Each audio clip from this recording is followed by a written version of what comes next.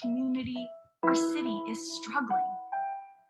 Now it's time for a new direction that will bring our city together by refocusing our local government on policies that address the needs of all our community members and the planet. We're done demanding civil rights. We will not just take people being civil to us. We want the same treatment and we demand equality. On March 2nd, we will have an opportunity to elect new city leadership, and we need you to be a big part of that process. Find out more and register for the caucus at progressiveparty.org/new direction. Paid for by the Vermont Progressive Party.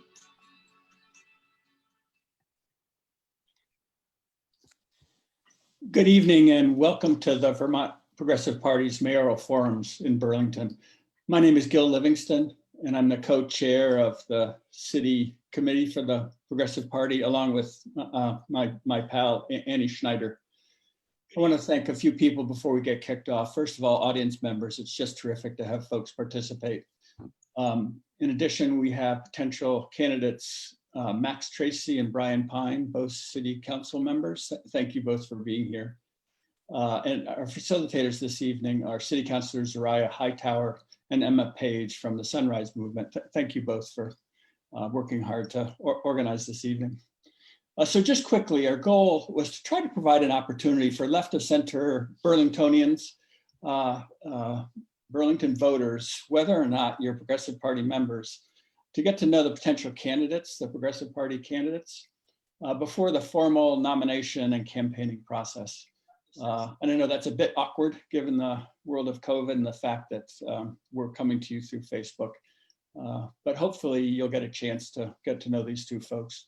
Now, we don't have in mind a debate. This is not a candidates debate, it's a conversation. So Emma and Zoraya will engage Brian and Max in a conversational way, not a confrontational way about issues with respect to environmental justice this evening. When registering, a number of people submitted questions for this evening, and Emma and Zoraya have done their best to try to work those questions into the inquiry they're going to conduct this evening. We wanted to remind everybody there's two more forums. These are kind of unfolding quickly, and maybe you've caught kind of the news announcements and Facebook announcements, but there are two more forums. The next one is Wednesday of next week.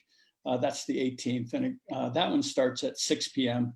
And then the third and final one will be on Thursday, the following evening, the 19th at 6 p.m. With the Wednesday forum being racial and social justice, and the Thursday forum being with respect to economic justice. We also want to remind people, and we may do this at the end, that we really appreciate you participating in the caucus, the Progressive Party caucus, if you're a member or you intend to become a member of the Progressive Party, and that is on December 1st, Tuesday, December 1st. And the key way to participate in that is to register in advance. And registration is available through the Progressive Party website, which is simply Progressive Party, all lowercase, .org. And when you get to the home page at the very top, there's a tab labeled Town Meeting Day 2021 right at the top of the page. Click on that and you'll first see the video that we've just got to watch together. But if you scroll past the video, the first link you'll come to is register for the caucus, and there's a very clear, straightforward process if you click that link. All self-explanatory if you find your way to the Progressive Party website.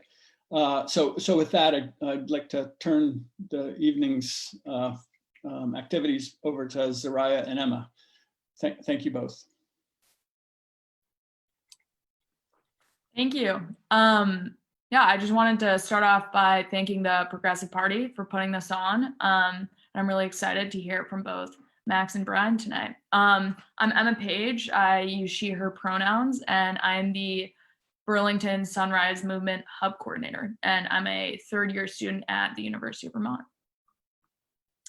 Thanks, Emma. And I'm Zoraya Hightower, she, her pronouns, and I'm a progressive city councilor for Ward 1, and we have two other candidates, both of who are, or two candidates, not other, just two candidates, both of who are progressive city councilors. So Max Tracy and Brian Pine.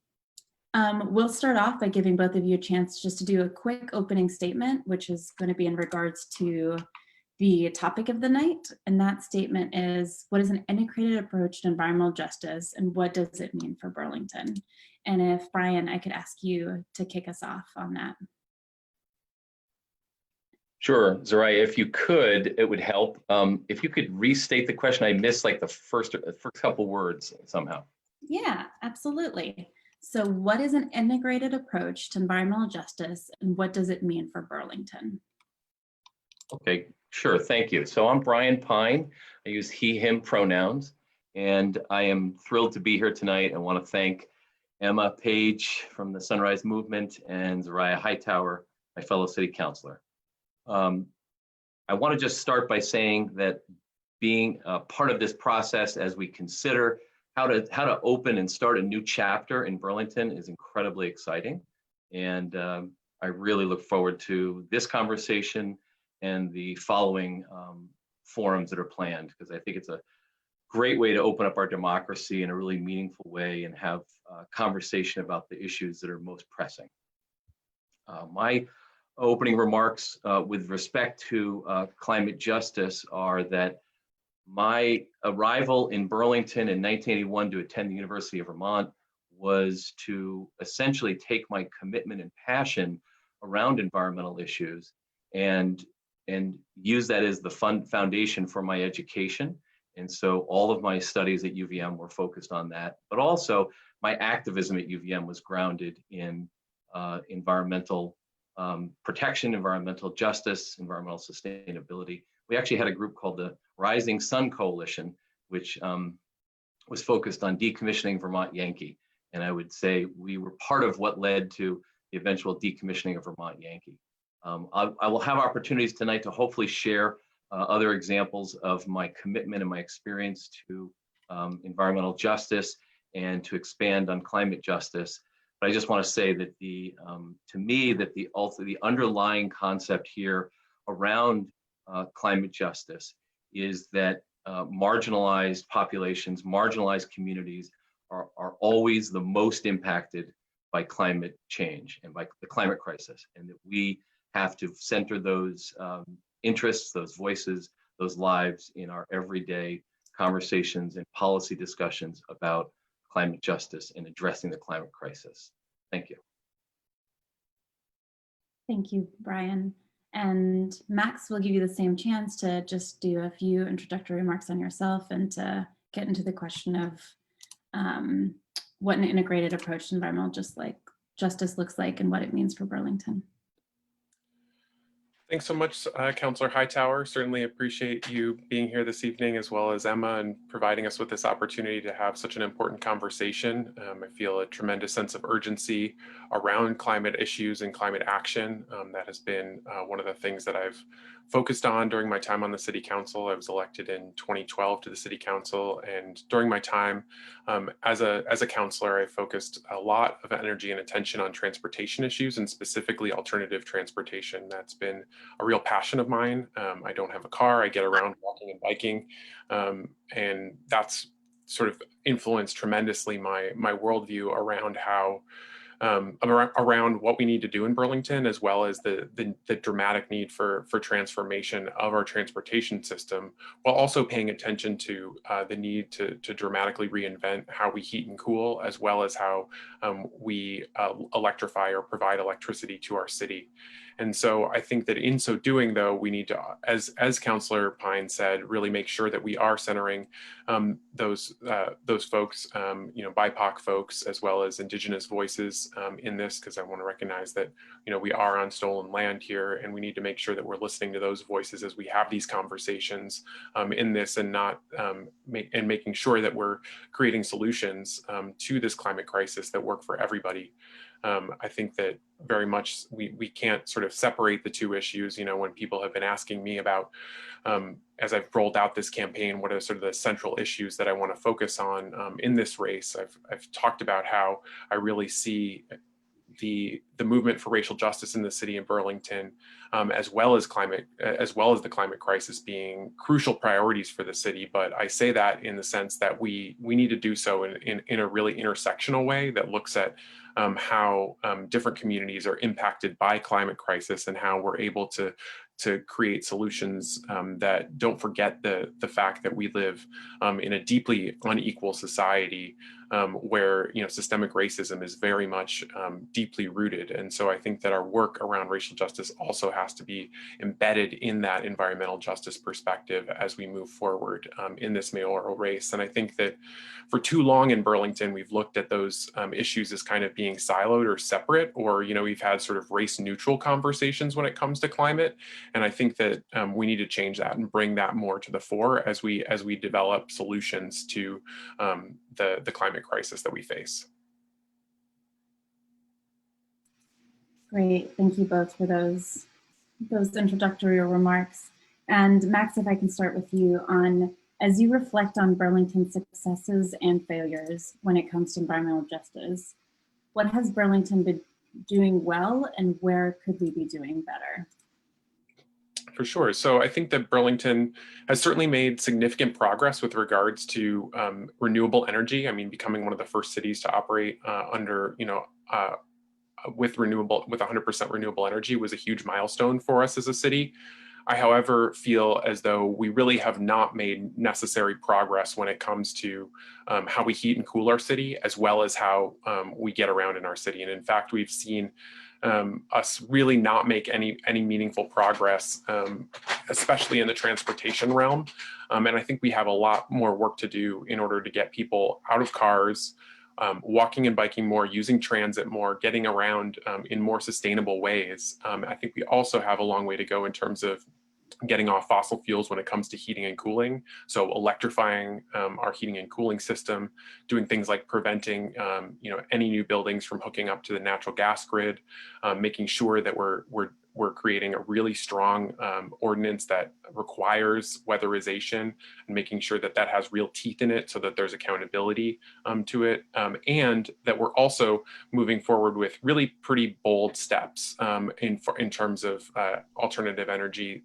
One of the things that I've been working on since I've been on council has been district energy. This is the idea to capture the waste heat from the McNeil electricity plant. There's a lot of lost heat that you see in that plume of steam that comes off the plant on cold days. And that heat could be captured to heat and cool a significant portion of the city. Other cities around the world have been doing it for years, realizing real benefits from it. And that could be transformative in terms of really bringing down our carbon emissions related to heating needs. So I think that we need to be engaging in, a really holistic and bold kind of perspective to address the areas where we really haven't seen the progress that we need in addressing the climate crisis. Thanks so much, Max. And Brian, not to make you go over the whole question again, so if there's just anything that you want to add to that or anything that you disagree with, please go ahead. Sure. I would add a historical context here that it was really the movement that progressives brought to Burlington that moved us away from pretty much a bankrupt policy. The city was planning to build a trash incineration plant that just happened to be right next to affordable housing on Riverside Avenue. Bernie made a plank in his campaign in 1981, the defeat of that, and we succeeded in stopping a trash incineration plant, which would have been burning trash to create electricity. And instead we created a biomass facility that has been a model for the country. In anticipation of building a eco-industrial park that was going to take the waste heat from McNeil, the residents of that public housing adjacent to the McNeil plant in the Intervale organized and spoke up and said, you can't actually, we won't support and we will protest the city's efforts to create this eco-industrial park until you deal with the negative impacts that we have experienced when increased asthma rates and increased mold and mildew in our houses because of the location of the wood chip plant, where you store wood chips in a location that isn't safe for our neighborhood. And so that's just one example of how environmental justice at the local level can really make a meaningful impact.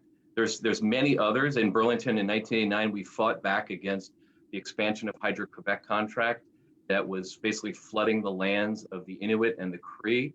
And luckily, a contingent of city officials went up to that to visit folks and see what that would do and talked with the tribal leaders.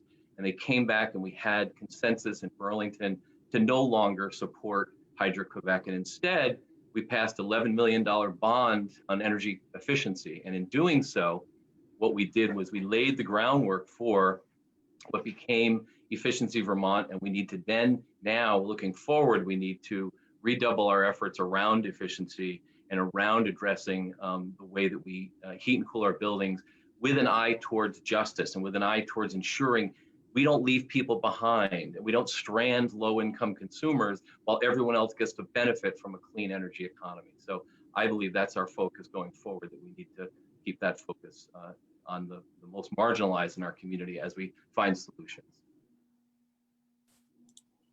Great, thank you both. With that, we're going to dive into some of the audience questions and hit them kind of theme by theme. And we'll start with BIPOC history and rights. And Emma will kick us off on that topic. Yeah, sweet. Thank you, Zoraya. Yeah, so like Zoraya just said, all of the following questions have been submitted by residents of Burlington. The first section is BIPOC history and rights. And Max, a question for you is, what should Vermont and Burlington do to acknowledge and honor Abenaki people and land through your governance? Sure. So I think that there's a couple things that come to mind. I think one of the things that we've talked about, within our caucus a little bit is the idea of potentially putting a land acknowledgement at the beginning of city council meetings to just acknowledge that we are on stolen land. I think that that could be a meaningful gesture. I think, though, that we would need to have further conversations with Abenaki individuals to make sure that that's something that they would welcome. And I think that that's really going to be the crucial aspect of this, is that, when Chief Don Stevens, when, he was talking about the mural, he said that we speak for ourselves, don't speak for us. And I think that that's really going to be a crucial sort of principle that we need to adhere to whenever addressing these issues. So I think that that's going to be, that consultation is going to be crucial. I think it's also that, we see, in our civic history, we have we have a lot of, Abenaki lived in Burlington. We know that they lived in farms, specifically in the Intervale and the Intervale Center in that area. And so I think we need to partner with organizations and others in the city to really make sure that we're making that history known and prominent within the city. But again, I think it comes down to collaboration with Indigenous peoples throughout Vermont and seeing what it is that they think would be the best and I think most meaningful representation of their culture in our city, so that we can really bring that to the fore. But those are just a couple of thoughts on that issue. Great, thank you, Max. And then a question for you, Brian, is what should people in Burlington know about our Abenaki roots? Well, I think it's important for folks to recognize that for 10,000 years, members of the Wabanaki Federation called this home, and they lived here and thrived here for an incredibly long period of time. When you think back, 10,000 years sounds like a long time, but only a couple thousand years before that, we actually had the Champlain Sea was still here, and we didn't have a Lake Champlain. We actually had part of the ocean was actually here. So in terms of the timeline, we have to acknowledge that, as Councilor Tracy said, we are on stolen land. And I have been fortunate and honored to work with the Abenaki tribe on an effort that is really quite remarkable, because it's bringing a Vermont Indigenous Heritage Center to Burlington, and to be located in the Intervale at the Ethan Allen Homestead, which is pretty amazing when you think about it, because the Ethan Allen story is one of, a family which came here from Connecticut, was given lots of power and privilege, and also were slaveholders as well. So there's a huge history to teach there about that piece of our history. But to center this conversation in the needs and wishes and aspirations of the Abenaki community, there's 4 bands in Vermont. They don't all necessarily speak with one voice, but I think we need to not attempt to think or speak for other people. And if we center our conversation in what is their desire to honor their history and their place in this state and in this region, I think we will find some great things that come out of it. I just want to point out that there is a training now that the Abenaki have put together that has been rolled out locally. So we need to as elected officials, highlight that. City departments need to, to fully embrace this training, to really understand that the Abenaki were here for 10,000 years and are still here today. And we need to respect that. We need to highlight that and celebrate that. And I'm really excited about the idea of the Vermont Indigenous Heritage Center in the Intervale. That would be a wonderful thing. Awesome. Thank you, Brian. And Max, a second question for you is, how can Burlington do more to systematically center BIPOC in our decision-making and make race-forward environmental policies? Yeah, so I think that it comes down to, who's at the table within these conversations that we're having. So making sure that organizations that are doing racial justice work are at the table, but also in terms of city government, making sure that we're bringing folks involved in sort of the racial justice work and not siloing them sort of away from that work. So I think creating sort of an integrated approach to environmental justice work within the city will be essential as we move forward, and specifically involving the functions of city government that are involved with that, like the Office for Racial Equity, Inclusion, and Belonging, as well as the associated committee in that work. I think is going to be crucial in bringing that forward and not sort of treating, again, it as a siloed kind of issue where one committee like the transportation committee deals with environmental stuff, or the electric department is involved in that, which has kind of been our approach largely, is that we've sort of looked at BED.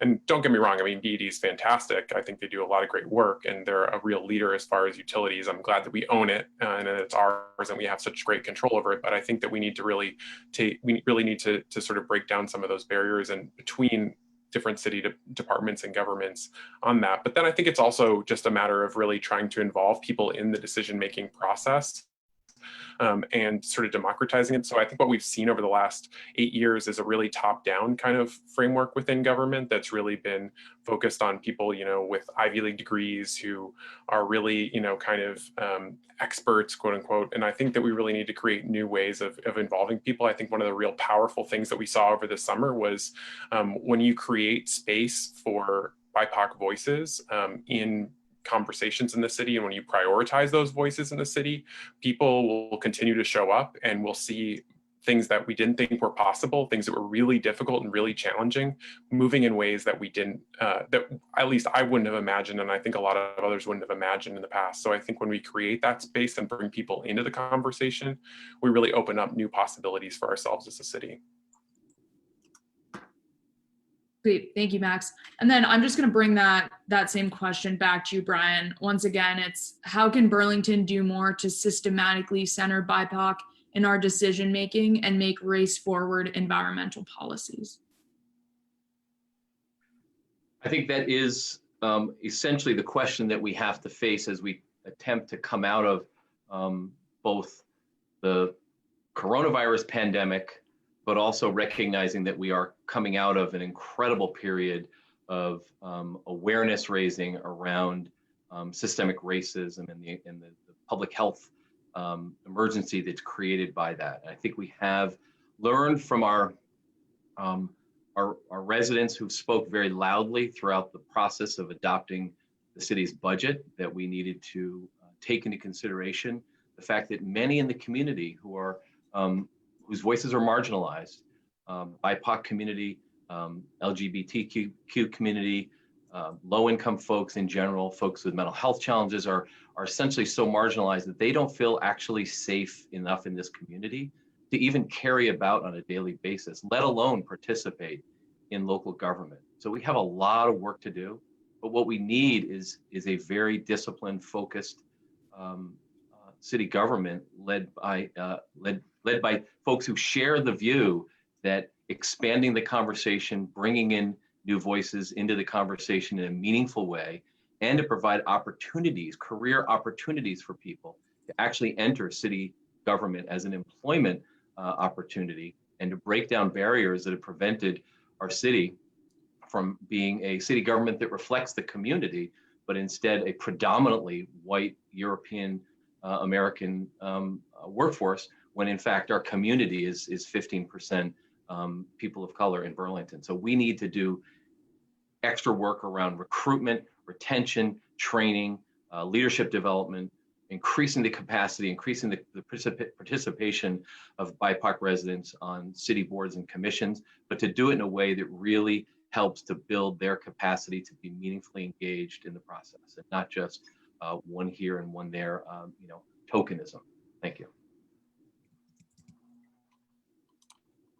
Great, and with that, we'll turn to talking about specifically the F-35s.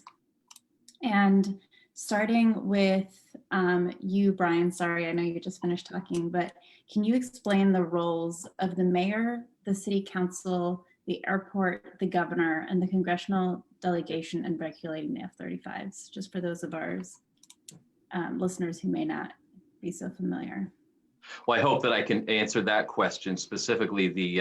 I think it's really important to just start with the F-35 is clearly an example of a public policy decision which has disproportionate impact on low income and BIPOC community members. So I think it's really important for us to recognize that those who are most impacted by the F-35, and the impacts are significant, are largely residents of both Burlington, Winooski, South Burlington, and neighboring towns who are bearing the brunt of the noise and the harm that comes from the F-35. So, and the people of Burlington spoke very loud and clear on this, and it was very clear that this was not something that the residents of Burlington felt would be in our community's best interest.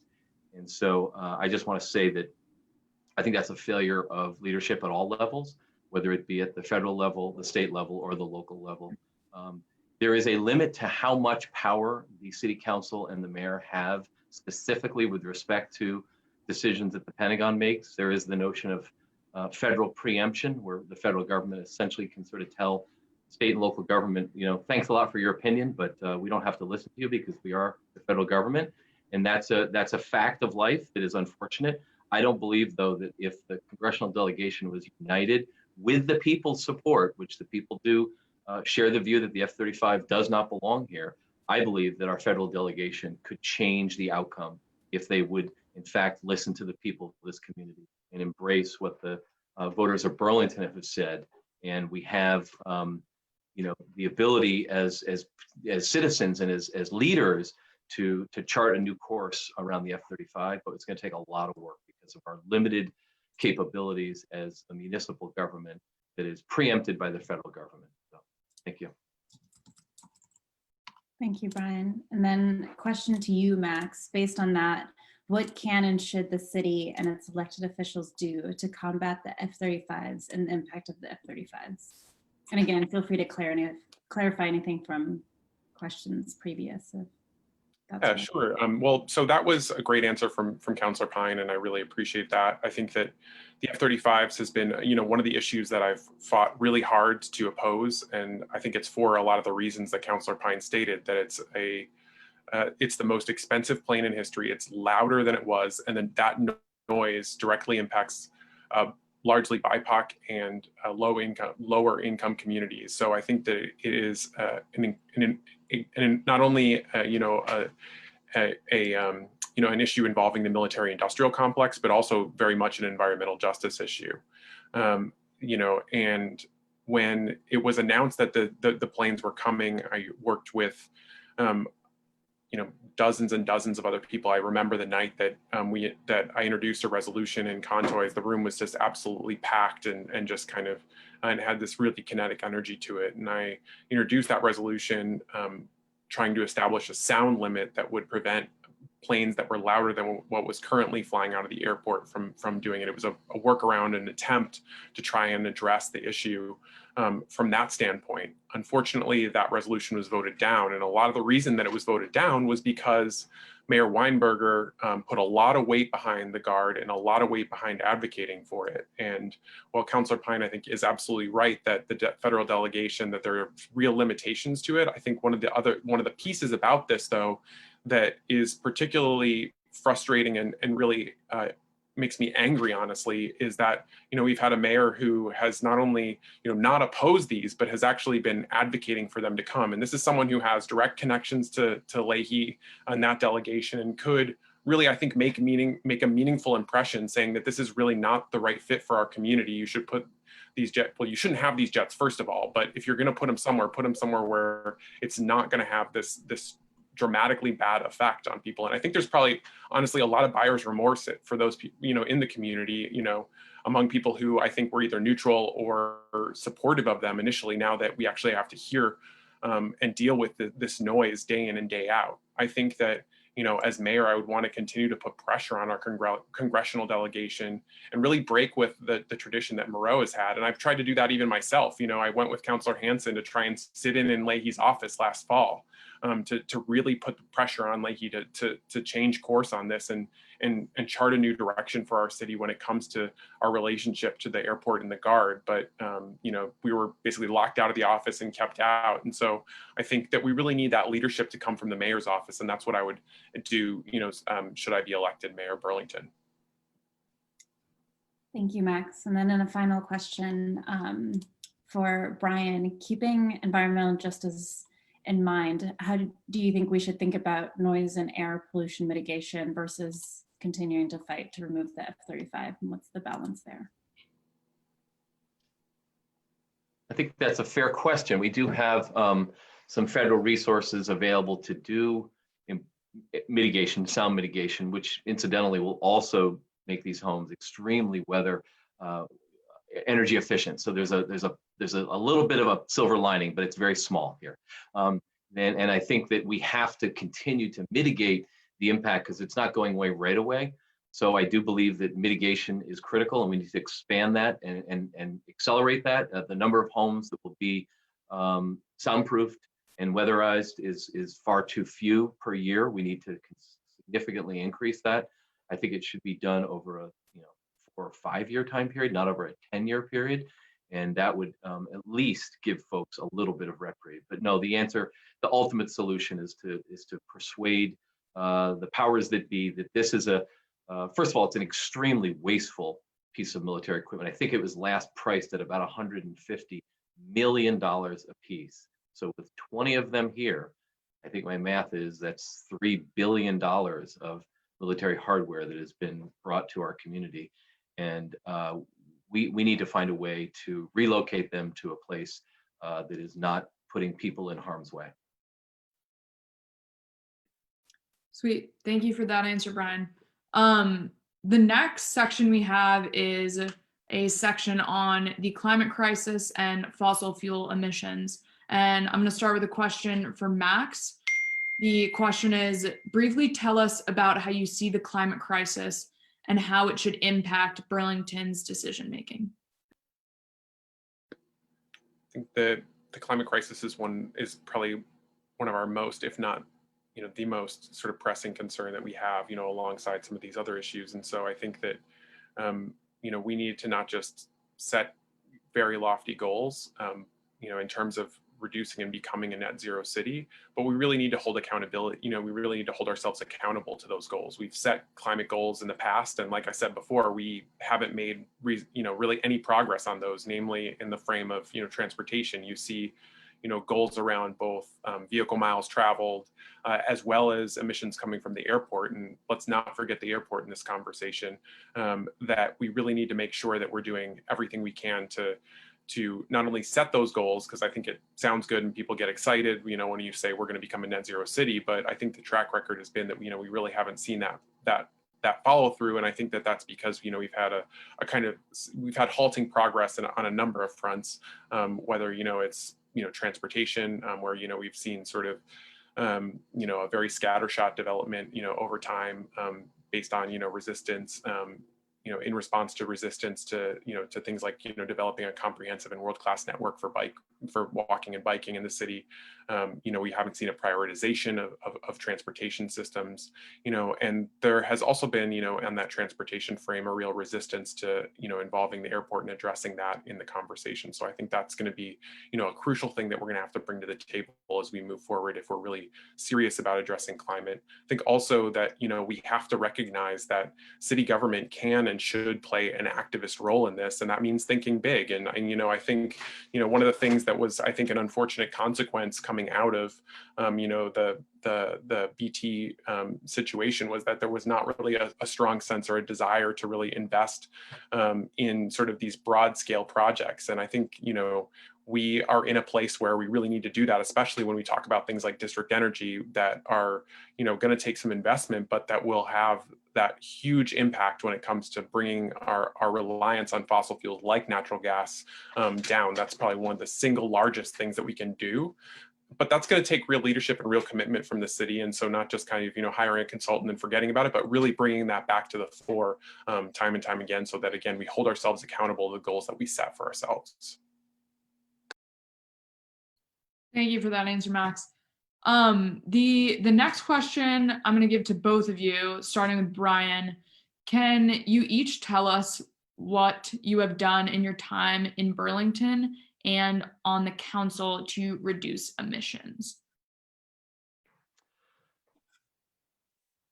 Sure. What I've done in Burlington around, for 5 years, I worked in the consulting department at the Vermont Energy Investment Corporation, which is a nonprofit founded in the mid-'80s in Burlington.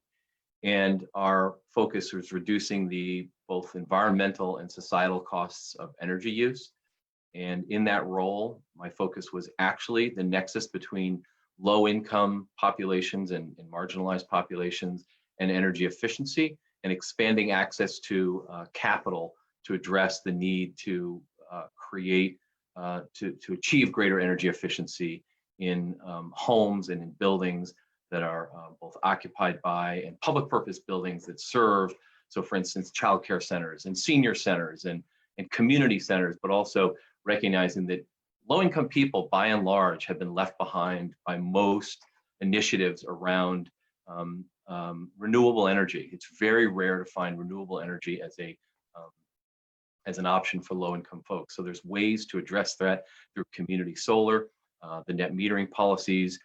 I worked on a number of initiatives, both in Vermont and in other states, to expand access to renewables for low-income folks. And that is, to me, one of the most important things we need to do, because left to itself, renewable energy will continue to be an option for only those who have resources, and you will leave out whole segments of the community. So I am committed to expanding access to weatherization through creative financing mechanisms, and I have direct experience doing that.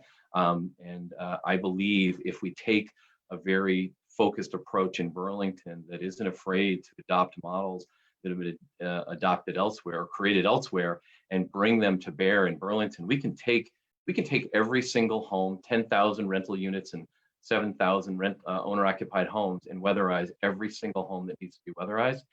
What that will also do, in addition to ensuring that the residents benefit from the efficiency measures, it will employ hundreds and hundreds of people in decent family wage jobs, what are called green collar jobs. And that, to me, is the dual benefit, really, or I should say the dual challenges around climate change. It's the greatest existential threat we have ever faced, climate crisis. And that the solution, though, is actually going to bring us greater economic development if we focus on it. We have to focus on those who are left on the margins. But if we focus our efforts there, we can bring green collar jobs to those who need employment and need career paths forward while addressing our environmental crises. That's going to be my focus.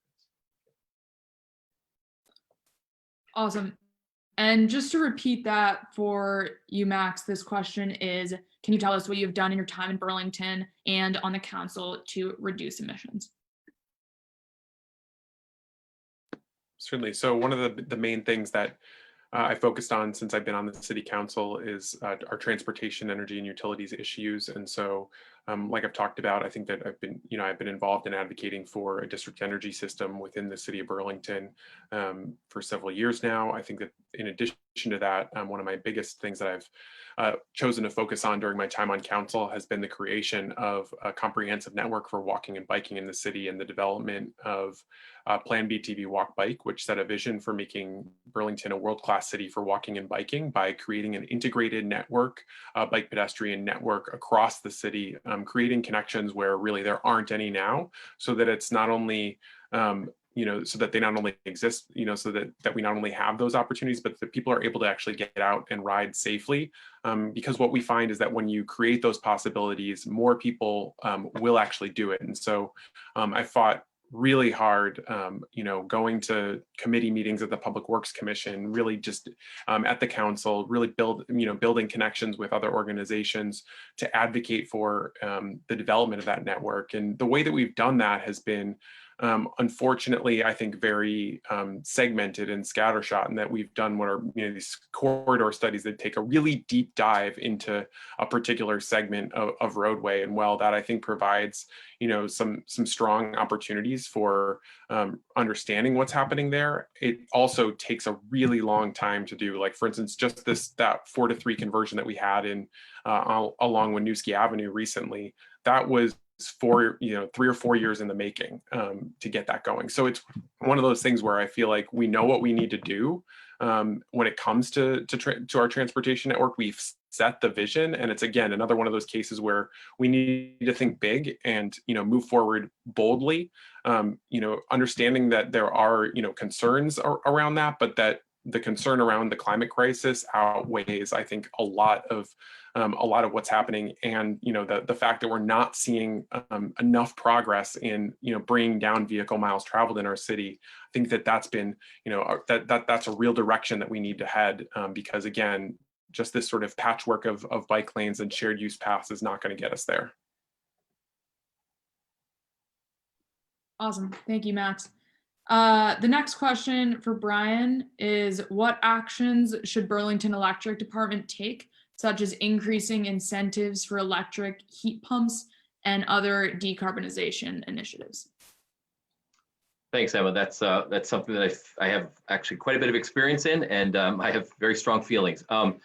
The clean energy sort of revolution, if you will, has largely benefited those who already have access to resources. So I personally feel that we have an obligation, especially as progressives, to ensure that as we look for ways to electrify buildings, we do it in a way that doesn't harm and in fact builds either the wealth or at least the housing stability and security of the lowest income members of our community. So when we talk about weatherization, we have a federal weatherization program. It's funded by state and federal dollars. It reaches a few hundred properties a year, at least in our region. It's a small number. We need to be doing something on a scale of hundreds and hundreds each year in this community, because we have extremely old housing stock. I think last data was that we have the 7th oldest housing stock in the nation. And what comes with that is we also have one of the coldest climates. So we have a need to upgrade buildings in a way that protects the residents both from exorbitant rent increases and ensures that they can benefit from there's significant health benefits as well. So weatherization has multiple benefits, and in addition, bringing some decent jobs for folks who do the work. So we as a city, a BED, I would like to see embrace the notion of what's called tariffed on-bill financing, which I don't want to get too much in the weeds, but it's something I spent a lot of time on. In other jurisdictions, this concept has taken off, and we have not yet found enough interest or support to build momentum. And that's something that I would work on beginning right away, because I feel very strongly, and I have knowledge about how the system works, and I believe it could be a real game changer and transform our built environment to protect people and protect the environment at the same time and create jobs. Awesome. And the last question in this segment for Max is, what is the best pathway and timeline for divesting the city pension fund from fossil fuels? Yeah, so the city has looked into that on a couple different at a couple different points starting in 2012. There was also a task force that spent about 2 years looking into it and found that the city does have through its retirement investments some significant money invested in fossil fuels, and it still does to this day. It's part of a sort of statewide retirement system, which is unfortunate because it doesn't give us as much control as we'd like. So I know, for instance, that Councilor Stromberg is working pretty closely with with others right now on a resolution to understand where our portfolio stands, and to make sure that we're moving forward in divesting and really making sure that the city is removing any money that it possibly can from fossil fuels, because we've seen that movement gain steam, notably at UVM with a crucial victory that was won only because people advocated for it and fought for it. And I think that that's going to be the other piece of it, is that we're going to need to make sure that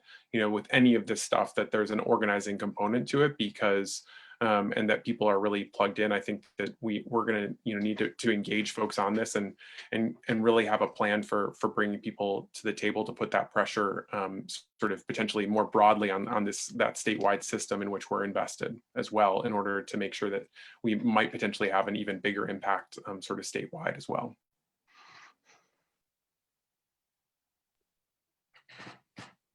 Great, thank you both. The next section will dig a little bit deeper into some of the things that you've already hit on at a higher level, but we'll talk about housing and transportation specifically. And so the first question will be to both of you, but starting with Brian. Burlington has committed to getting off of fossil fuels in heating and ground transportation by 2030. What should happen in the next 3 years or the next mayoral session to create immediate dramatic reductions and set this course to getting completely off fossil fuels in the 6 years following that? Okay, can I just clarify? Did you specify in the built environment, or are you also asking about in transportation as well? Yeah, we're in heating and ground transportation. Okay, so let me just start with transportation. The regional conversation that was launched in a previous decade, and I can't recall how long ago it was, really has faltered and has not continued. But the regional conversation is the conversation around how do we ensure that our regional bus system, the Green Mountain Transit, is as robust as it possibly can be. And you need all the member communities to be at the table and bought into this concept.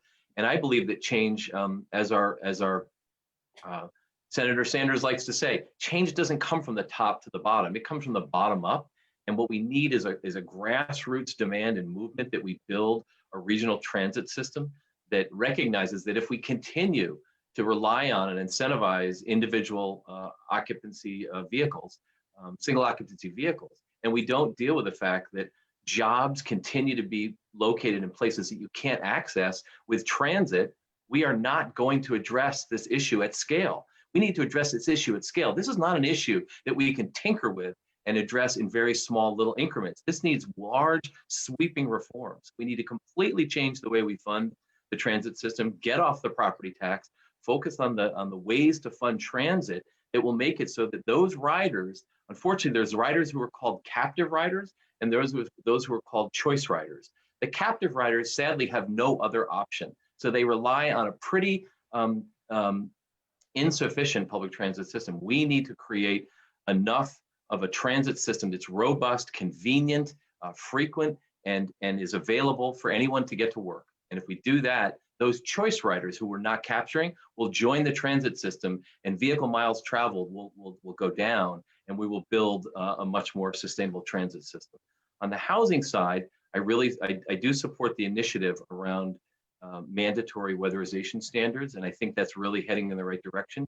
However, I want to also point out that unless we had a form of rent control, if we simply impose a restriction or a requirement for weatherization without providing adequate financial incentives and resources, it will result ultimately in increasing rents. And that is something we need to be aware of and make sure that as moving forward, when we develop a policy, that we've thought that through all the way. And that piece still needs to be thought through. That has not been thought through thoroughly in my mind. So we are moving towards something that may require weatherization in rental properties, but we need to also pair that with a really innovative financing approach, which I mentioned earlier, and would be a priority if I were Mayor of Burlington. Thank you. Great, thank you, Brian. Max, the same question to you. Do you need me to repeat it or? Yeah, if you could just please repeat it, that would be helpful. Yeah, absolutely. So Burlington is committed to getting off of fossil fuels in heating and ground transportation by 2030. What should happen in the next 3 years or the next mayoral session to create immediate dramatic reductions and to set us on a course to getting completely off fossil fuels in the 6 years following that, so by 2030? Sure. Yeah. So I think that in terms of on the transportation side of things, I think that again we need to move forward.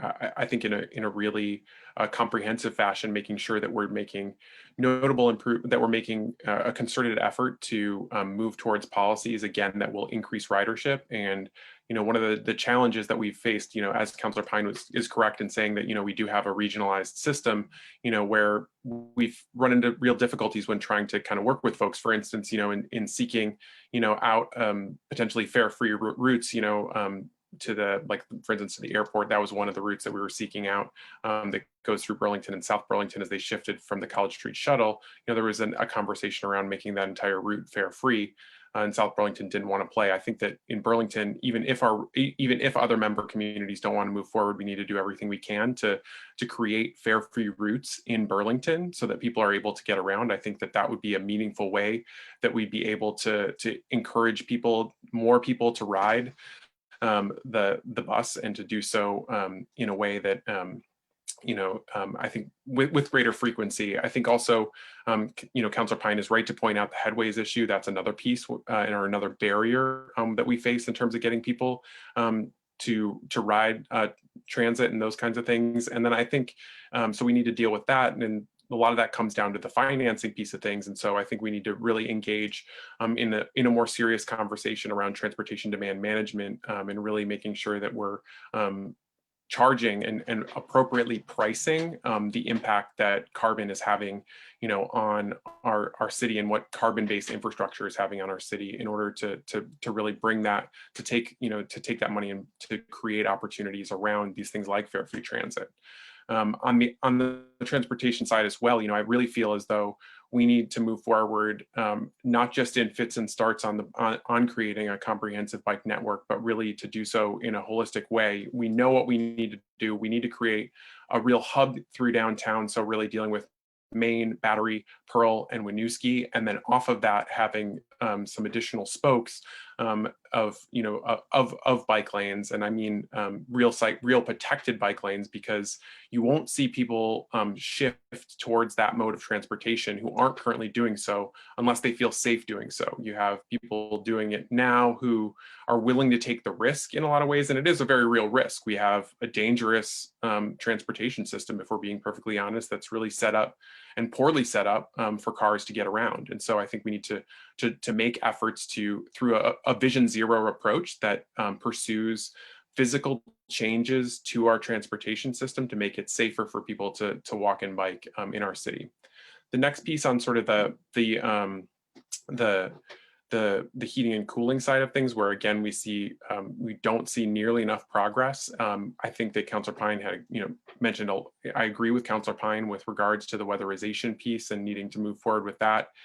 In recognition also of the complications of that, I think as part of the housing conversation, I think we need to be looking towards more intensive interventions from city government in order to do that. We've seen a city administration that has largely focused on market-based solutions when it comes to housing. And I think that we need to really see much more government intervention in order to deal with and level out some of the potential challenges that would come about from doing weatherization. In addition to that, I would support a ban on new fossil fuel infrastructure in new construction. So basically preventing people from doing additional natural gas or putting more natural gas infrastructure into our city, because we find that that's just that's just going to lock us into these horrible patterns and increase usage across the city. So I think that combined impact could be meaningful as we look at trying to address the challenges that we're facing.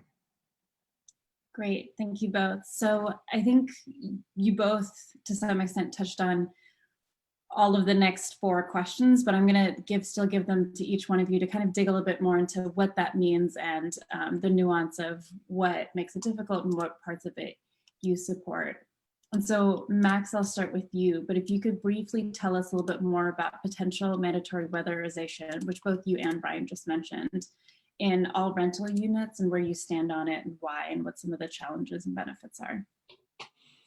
Yeah, so I fully support it. You know, I'm a renter myself, and I've had real difficulty in, you know, convincing my landlord to do upgrades, you know, around this stuff. And I think that, you know, now I'm starting to see some potential progress because of the fact that we're going to be having these mandates there. They're saying, oh, well, you know, I might have to do this anyways, so I should do that. And so I think that there's a real need to move towards this as a mandatory because of the split cost, the sort of split cost where, you know, in pretty much every case, or well, not every case, but, you know, because some folks are have a situation where they're not paying their utility bills, but in a lot of cases, the tenants are the one picking up the bill, and the landlord doesn't have the incentive to really do that, so it just doesn't happen. And so in situations like, you know, mine, what that means is that, you know, you're left to essentially weatherize for yourself. And so, you know, I just finished putting all the plastic on my windows, and I've done that every year, and I hate doing that because it's, you know, it's plastic, first of all, but I feel like the carbon emissions are also pretty problematic. But I really feel like we shouldn't have to do that. That should just be something that, you know, is made obsolete by the fact that we require landlords to provide safe, you know, comfortable housing. Because, and I say safe because a lot of times, you know, weatherization is also dealing with you know, lead issues. Burlington has a tremendous problem with lead, and a lot of that lead is actually in windows. You know, I see it, you know, on my windows. I know a lot of people have, you know, leaded paint on their windows, and that's really dangerous for cognitive development. So I think we can really create some real, real, you know, sort of additional benefits to weatherization if we push it forward. In terms of challenges, you know, I think that, again, we're going to need organizing, because we're going to see, and we're going to need a grassroots push on this, because with so many things that cost money, we see landlords being incredibly organized and coming to the table and resisting those things and really pushing back and showing up to meetings and advocating for themselves and their interests. And so I think we're going to need a similar push from tenants to really make sure that happens, because I see that resistance as being potentially a big hurdle to overcome. I think the other piece was also, as we touched on, that that potential cost shift, you know, of the cost of the improvements. You know, for instance, to replace my windows, it was, I think, priced out at $1,000 per window, which, you know, was one of the things, you know, that that I think was a big disincentive to it. And I think, you know, we're going to really need to figure out a way to control housing costs in addition to that. And so that's why, again, I think we really need to see stronger government intervention on that side in terms of controlling costs and putting in policies to really control, you know, how much of an increase landlords are able to pass down as a result of these much needed improvements like this. Great, thank you, Max. And then Brian, for you, if you can briefly tell us about what a potential ban on fossil fuel infrastructure in new buildings looks like and where you stand on it. Yeah, I think it's important to acknowledge that the standards that have emerged around energy in new buildings have reached a level that brings the efficiency quite high. It's not high enough, but it's really going in the right direction. So we are making progress in that respect. We also have a policy which, while it doesn't go far enough either, but I was involved in the development of this policy called Time of Sale Energy Efficiency Ordinance. So when buildings transfer from one owner to the next, they need to meet a certain energy standard, and that certainly gets us to improve the existing stock. But for new buildings and the ban on new fossil fuel infrastructure essentially has what you would be doing is providing domestic, you know, the space heating needs would be met through air source heat pumps. And with that also comes the potential for cooling, which perversely, this is an unfortunate aspect of the air source heat pump, when people get a heat pump who weren't using air conditioning before, they will improve their usage and efficiency during the winter, but they may flick the heat pump on more often as a cooling source in the warmer weather. And so now we have increased use of electricity. So there's some issues there that just need to be grappled with a little bit around how do you put some controls on those devices so that you can in fact manage the load and the demand. And that's just an important piece that needs to be looked at. But as we look at retrofitting, because that's really the key, the new buildings, I support the notion, by the way, of incidentally, that the moving off fossil fuel infrastructure is the right direction to go. And I support the requirement that buildings meet a weatherization standard, not just at the time of sale, but upon inspection, they ought to meet a standard. We just need to ensure, again, that we provide the financial resources to property owners so that they can do those at no increased cost to the residents. That's the piece I'm want to focus on. And there is a tool to doing that, but it hasn't been fully explored. And there doesn't seem to be a whole lot of interest presently in doing that. So that would be a priority for me, is to ensure that we don't, in advancing a great policy from a public policy standpoint on the environment and on energy use, we don't inadvertently raise rents for vulnerable, marginalized populations. That's going to be my focus. Thank you, Brian. And then Max, if you can briefly tell us about the Champlain Parkway's environmental justice implications and where you stand on it. Yeah, absolutely. So the Champlain Parkway is, the idea is a long contemplated project where that sort of piece of roadway that comes off of 189 would kind of come into the south end of Burlington and continue up through the south end, sort of by the new south end city market, dead ending into Lakeside Avenue, and then coming around and onto Pine Street. And then on that Pine Street portion, you'll have a lot of traffic sort of doing a little bit of a bend, or having to turn on Lakeside and then turn back onto Pine. But what it'll ultimately do is put more traffic and pressure onto the King Street neighborhood, as you'll see more people going in and out of the city using this new roadway. The idea is also to change the current stop signs to signalized intersections, and recognizing that the King Street neighborhood is one of the largest concentrations of communities of color, people of color in our city. We have, real environmental justice implications to bringing more traffic into that neighborhood. In recognition of that, the record of decision, or the ROD, which is essentially the federal stamp of approval for that project, was essentially rescinded, and the federal government has asked to take an additional look at the project itself and take additional comment. They did so over the course of the summer and I think early fall, and have now sort of that public comment period has ended, and now they're in the process of responding to and addressing those concerns. I think we're going to have to pay close attention to what the federal government comes back with in order to deal with the concerns that we see around additional emissions and traffic flows coming in and out of the King Street neighborhood. I think one of the real challenges to this project and the way that they're built is that the federal government essentially forces you to, in accepting this money, and this has been decisions that have been made over the last 30 years of accepting federal money for this project, that if essentially you at any point decide to not go through with the project, they force you to pay it back.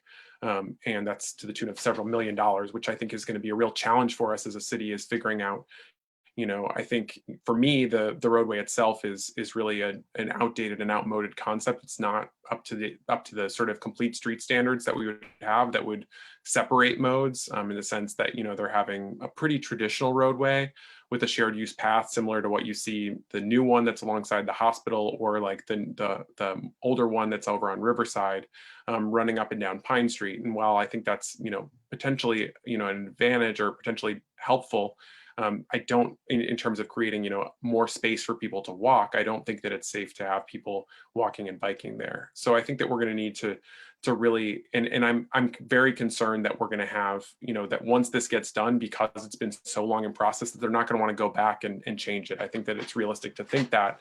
So I think that before we move forward, we're going to have to have a real sense of how they're going to address the induced demand that they're going to be bringing into this. There is an ongoing conversation around how we could potentially redirect traffic through the current rail yard in what's called the Rail Yard Enterprise Project.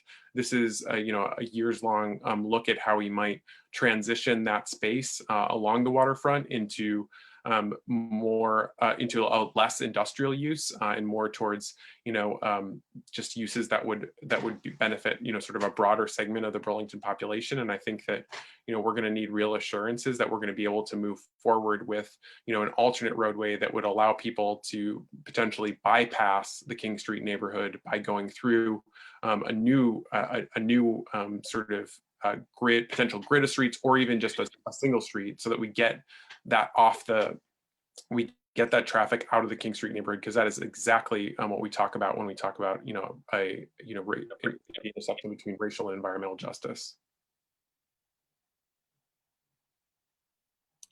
Brian, feel free to jump in on that question, but the specific question for you is if you could briefly tell us about eliminating transit fares and where you stand on it, which I think you may have touched on earlier, but would love to. I'll visit that in just a minute, but I just want to take a minute to talk about the Parkway, because I think it's an extremely important issue as we, as a community, try to grapple with those challenges around disproportionate impact on BIPOC communities and on low-income folks who are already struggling with a lot of other challenges in life.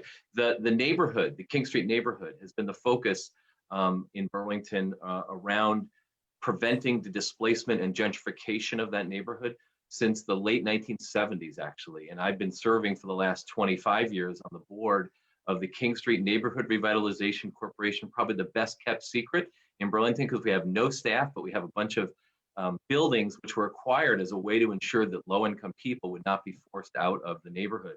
We were very instrumental in ensuring that Bobbin Mill and Wharf Lane Apartments, two subsidized at-risk properties that were going to go to the private market. I worked with a number of residents there and community partners to save those neighborhoods or those buildings, to preserve the affordable housing in the neighborhoods, to ensure that the impact of a continuing development that sort of comes from the downtown and the waterfront wouldn't push people out of that neighborhood. So it would be an incredible shame or a real failure if we preserved some of the housing there, but then just brought hundreds and hundreds of cars into and through that neighborhood. And so I firmly believe that the city's initial position, which was advocated during the administration of both Clavell and Kiss, but had to be abandoned when the federal government said, no, we will not allow you to go that route, was to build a real network of streets that would connect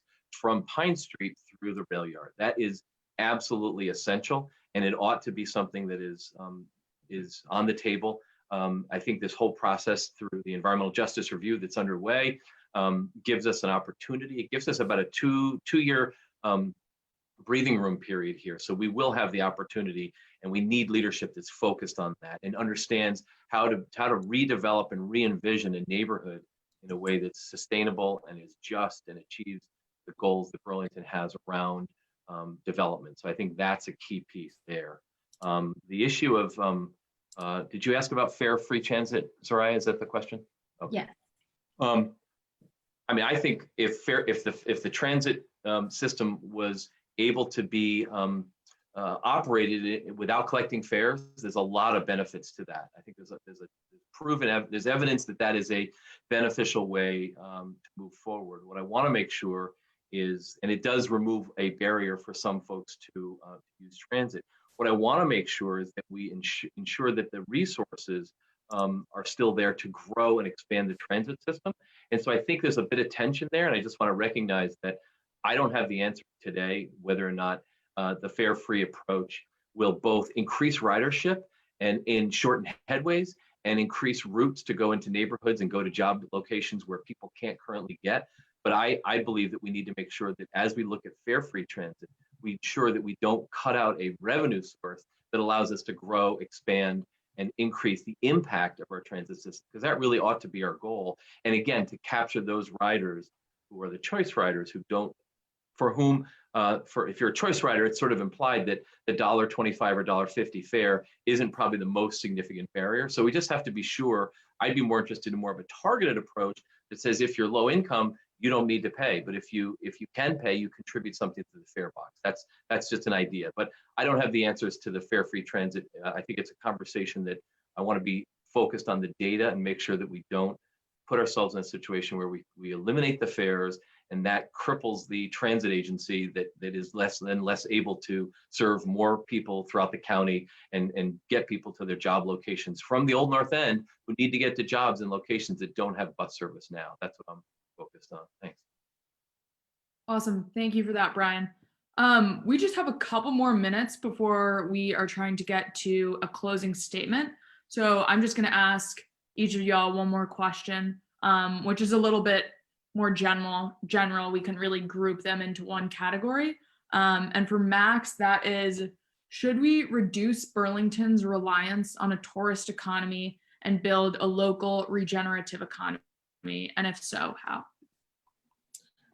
Yeah, I absolutely think that I think we're really seeing the limitations of a tourist economy right now, in this particular moment where we've seen tourism drop off substantially, and where a lot of the businesses that rely on those tourists are, people are not able to, they're just really struggling because they're not seeing the same amount of business that they've come to rely on. And I think that also translates over into sort of the city and the city's budget, where, we've seen, year over year increases in things like the rooms and meals tax, which is one of the big five, as the CAO talks in the big five sort of revenue sources of the city.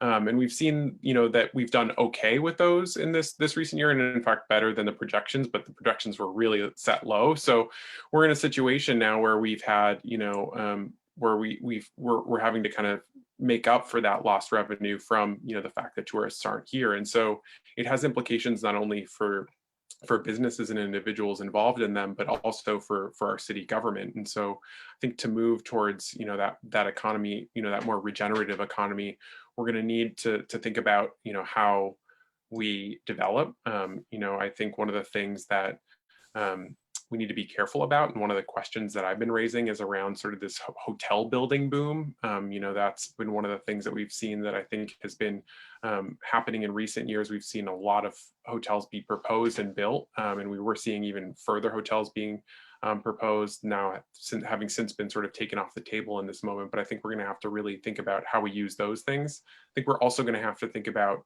the implications that has also in terms of, Airbnbs and short-term rentals, which are also, another area where I think, the tourist economy has a real negative impact on that. So I think thinking about the development decisions around some of the new building that takes place, while also creating regulations that help to maintain some of that housing stock, will be, in use for Burlingtonians as opposed to tourists, I think will be crucial in sort of creating more of that, at least moving us away from that heavy reliance on tourism. I think also that we need to make sure that we're not relying too heavily on service industry businesses, because we see so many of the service industry businesses kind of being geared towards tourists and being out of reach for people in Burlington. And so I think we need to really think long and hard about how we're going to create new business opportunities for folks that are not necessarily tourist sector business opportunities or service industry business opportunities, and creating additional incentives for those kinds of businesses to develop in the city, and additional supports for those particular businesses within Burlington. Thanks for that, Max. And Brian, the last general question is, how can Burlington increase green jobs and the green economy in Burlington? Great, thank you. Green collar jobs is a term that was coined during the Obama administration, because what it attempted to do is recognize that the single biggest threat to our planet is in fact the engine for economic development. and new job opportunities.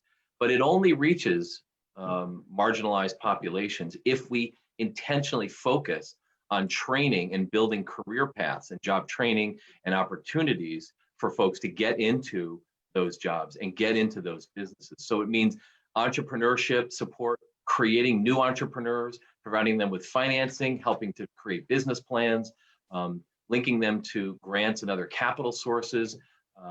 We have businesses sprouting up already around, for instance, the new requirement of composting is spurred creation of several businesses that are growing fairly quickly because that requirement, which was implemented in a way that ensured there was some time to adjust as property owners, but has resulted in diversion of a significant amount of waste from the waste stream. And that's a really significant popular thing. We have a company locally that is creating an opportunity by recycling mattresses. They're located right in the Intervale, actually, in an old building that used to be a trucking business. So that's another example. We have an agricultural sector in the Intervale, which is grows constantly, is developing and evolving and finding new opportunities to sell their products.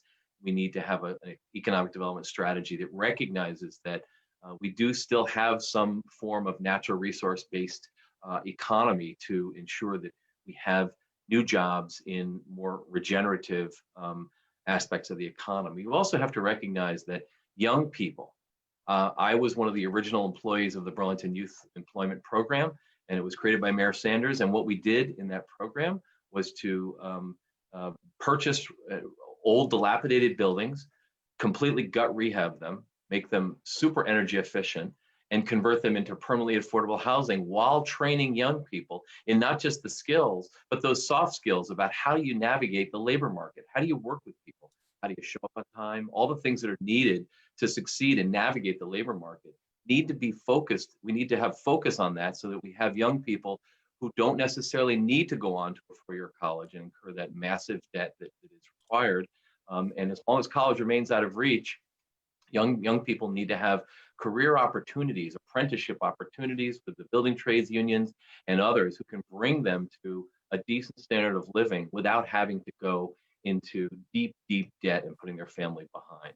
So I believe that the clean energy economy is an opportunity to refocus our economic development agenda at the local level to reach marginalized populations in a way that the potential is, it gets me really excited because that's the kind of stuff that Burlington is known for. We used to be an award-winning city and we can do that again. Thank you. Sweet. Awesome. Thank you. So that's it for the questions. And just moving on to the closing statement, we're going to ask you both to talk about why you were both running for mayor. As we think about managing a city like Burlington, how do we institutionalize environmental justice? And in your closing statement, can you also include one idea to make environmental justice a practical part of our everyday decisions? And to quickly jump in, if each one of you could keep it to about three or 4 minutes, that would be great.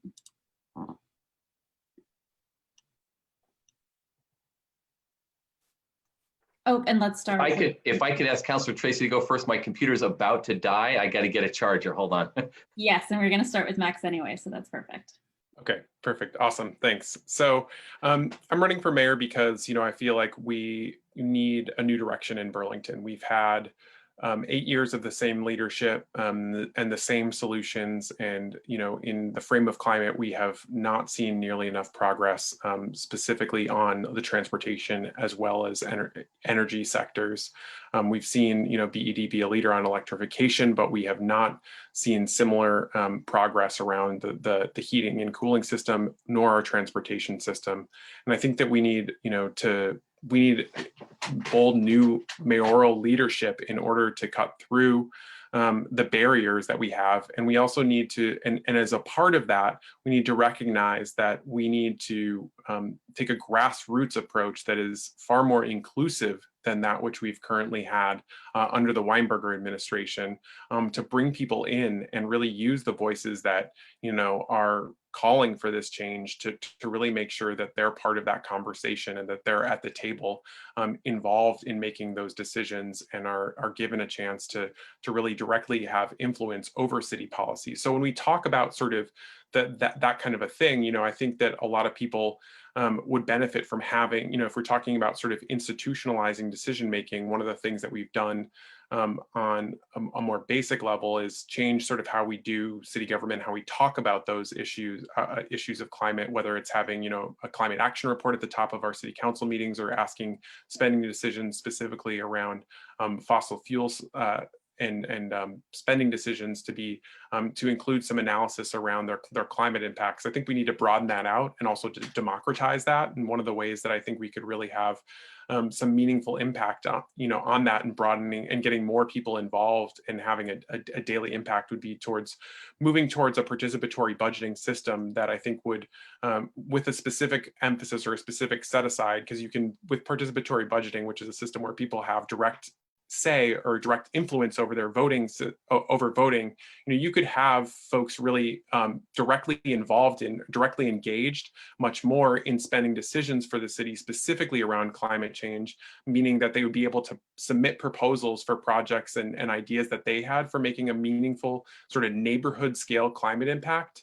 And then, those proposals could be vetted by our budget teams at the city, making sure that they're viable and that they could be done within the budgets that are proposed, and then putting those on the ballot and really using the strong system that we have of MPAs, this great tradition of town meeting day, and giving people a chance to really get more involved and directly engaged in how we're spending city money more broadly, but also specifically within that, creating an opportunity for people to directly engage in that process of proposing climate solutions. Because again, what we've seen is a very top-down kind of approach to how we address the climate crisis, and we need to democratize that, because we need everybody involved in fighting this, and we need to be soliciting the best ideas. We live in a wonderful community with lots of people who are involved in this work already, and who I think would really be who we need to be bringing more into the conversation in order to create the best possible solutions and create and really realize the most progress on this, because we don't have time to waste.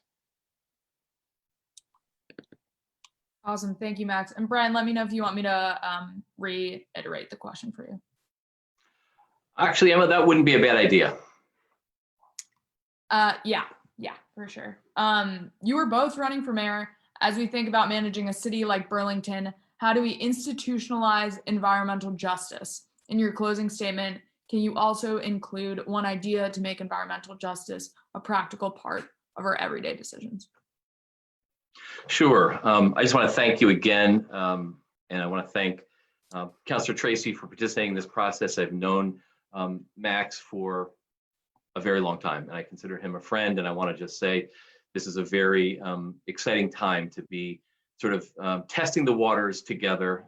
We're on a journey, and we're not exactly sure where it's going to end, but I think Burlington has shown repeatedly that when we have a movement that is driven by the grassroots and is largely a people's-oriented movement that has bold leadership, has vision, and has dedication, we can accomplish amazing things in Burlington.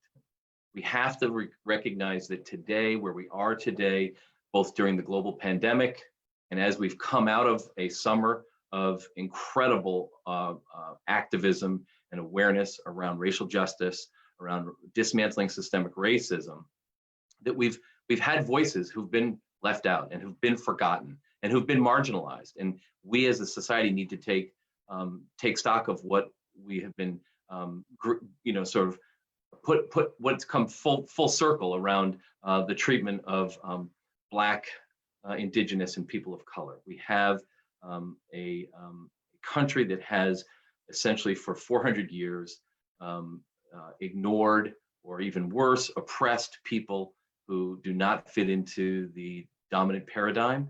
And as such, we have failed to achieve our fullest potential as a society, and we will continue to do that. And we will continue to have increasing income inequality and increasing disenfranchisement and increasing alienation and all of the ills that come with those those facts.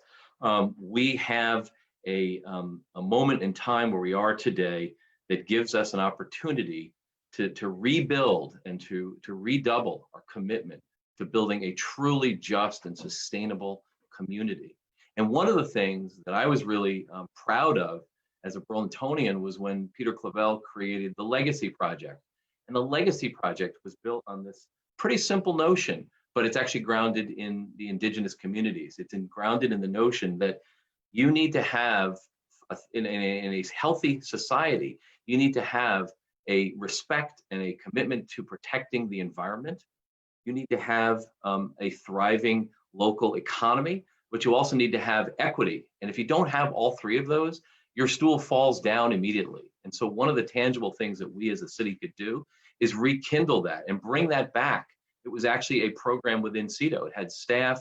We had hundreds of people participate in visioning and developing goals and in measuring our achievement of those goals. And so that's a specific example of what we can do as a community around the issue of environmental justice and climate justice. And we don't have a lot of time. We've got to get going on this. And I think Burlingtonians are ready, and they will lead as citizens will lead, but they need the right leadership to bring that vision to fruition. And I think the time has come. Thank you. Great. Thank you both so much. It's excited to see both of you considering a run for mayor, and we're just, as a party, so lucky to have both of you even willing to do this on behalf of the Progressives. And it's been an absolute joy for me to get to know you over the past year. So with that, I'm going to pass it back to Gil to just give some updates on how folks can, if for those who maybe didn't hear at the beginning, how they can continue to be involved in this process.